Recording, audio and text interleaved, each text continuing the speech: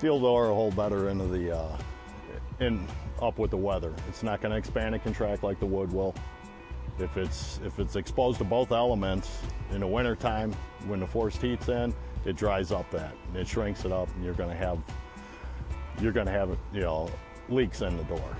Where with the steel secure insulated door, you don't have that. They've got a threshold on it, to keep any wind from coming through or weather on the bottom, so the door can get sealed up. For on these doors, they're going to come out. This one's straight from the factory, and what we're looking to do when we're installing the door is maintain the margins that are all the way around the door. We want them all equal, so they all look the same. No wide gaps, no narrow gaps. As long as they maintain the same all the way through, we're going to get the best seal on the door.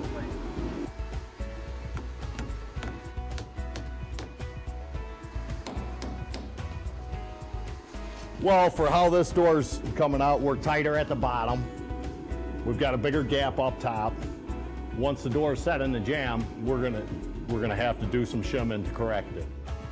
It's basically some cedar shims that we're just using because they're easy to cut. They maintain.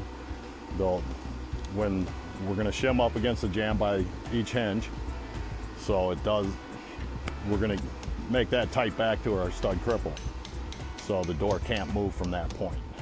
So as long as it's plumb and true, it's going to stay there. Well, when we're shimming these doors, we want to go with when you look at the hinge, once you open up the door, there's going to be two basic rolls of screws.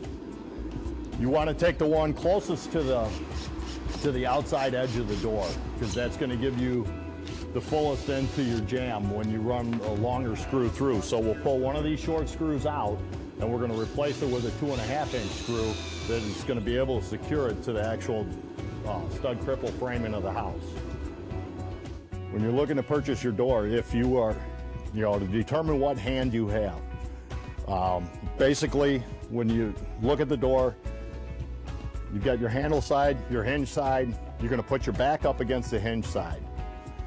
So whatever hand goes for the handle, that should be what swing door you have.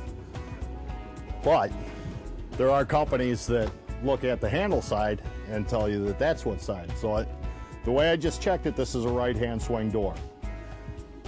There are companies out there that look at the handle side and is going to call it a left hand. Just make sure if you do go to purchase it, you know if you checked it like that, explain it to the salesperson so you can get the right door. After we install it, the painter will, take and he'll have to paint the jamb, the door itself. At that point, the hardware that's going to be on it, the door handles and stuff, will be installed.